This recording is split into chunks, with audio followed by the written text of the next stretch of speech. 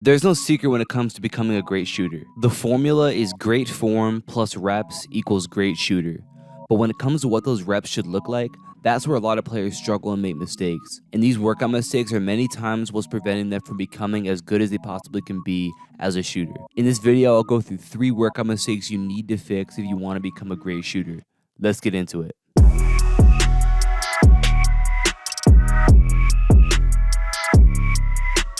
The first mistake that players make in their workouts is that they don't have enough series or random work. Shooting, in my opinion, is 75% about reps and only 25% about having quote-unquote perfect form. Even if you don't have that perfect form, as long as you get a ton of game speed reps, shooting game shots, you'll be able to be an effective shooter. And there's certainly a time and place for just getting up reps from the same spot, but in the context of a game, how often do you shoot 2 shots in a row from the same exact spot? Almost never. One of the most important skills in basketball, especially when it comes to shooting, is your ability to be adaptable. So it's important to add in some series to your workouts as well to target this quality. All that I mean by series is a sequence of shots that are different from one another. So for example, maybe you do a 4-shot series in the wing. Shot number 1 is a catch and shoot 3. Shot number 2 is a 2-dribble pull up to the right. Shot number 3 is a catch and shoot curl at the elbow.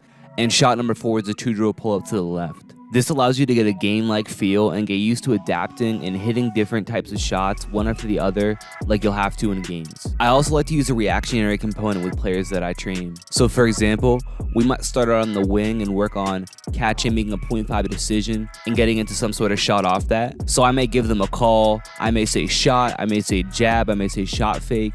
And if I say shot, they're going to catch and shoot. If I say jab, they're going to jab and then 2-dribble pull up. And if I say shot fake, they're going to shot fake and then pull up in the mid-range. And they have to be able to react, and no matter what the call is, they got to be able to make shots in a row. So I encourage you from now on to look for opportunities to add series into your workouts. This could be as simple as combining 3 different shots that you were going to shoot in that workout and shooting them back to back. For example, maybe you have a 3-shot series and you have to get 4 sets of 3 for 3 in order to complete the drill. I think that utilizing series and becoming more adaptable is one of the biggest keys when it comes to making your shooting transfer into games. The second mistake a lot of players make in their workouts is that they don't shoot enough shots close to the basket. Most of the time when players DM me or comment that they have inconsistent form, that they can't seem to shoot the ball consistently in games, it has to do with the fact that they don't spend enough time shooting the ball close to the basket. This is where your form is built. This is where your confidence is built. And shooting shots close to the basket and in the paint isn't just a warm-up, it should be an important part of your workout. Even personally, I've noticed that as I've taken more time to shoot in the paint during workouts, my shot is much more consistent and I feel much more confident about it. I love using the typical form shooting, though I like to stress the fact that it should be perfect. The only makes that count are if they're swishes and if they feel good. I also like doing a drill called paint jumpers, where I literally just shoot any sort of shots that I want in the paint as a means to warm up, switching up the types of shots that I shoot. So much of confidence as a shooter is just whether or not you feel good. So start off your workouts by putting yourself in a feel-good state and see how much better and more consistently you shoot. And the third mistake that I see players make in their workouts is not doing any shooting warm-up drills to target areas they need to improve. In the sports performance world, there's a term called prehab, which is essentially exercises done with injury prevention in mind. Instead of waiting until an injury occurs and then doing rehab, prehab takes a proactive approach to prevent the injury in the first place.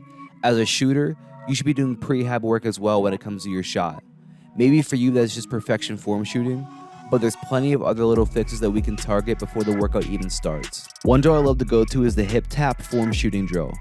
This emphasizes keeping the ball close to your body, taking a straight line path up into your shot. It helps to emphasize the up and out motion that your shot should have instead of the out motion that many players have that leads to a flat shot.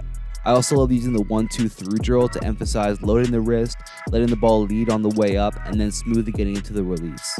There's many more fixes and prehab drills we can go to hit different aspects, and even if you don't do anything specifically to target this stuff, it's important that during your form shooting, you make sure that your shot feels perfect, that it feels good so that you can step back and shoot the ball with confidence. I want to let you guys know that on April 26th, I'll be releasing my new shooting program that's going to be, in my opinion, one of the most comprehensive shooting systems available. Not only will there be workouts and a set program for you to follow, but there will be step-by-step videos to help you fix your shooting form and develop the habits to become a great shooter. There will also be numerous film breakdowns, basketball IQ breakdowns, and mentality and confidence videos as well, so that not only are you developing physically as a shooter, but you'll develop mentally as well.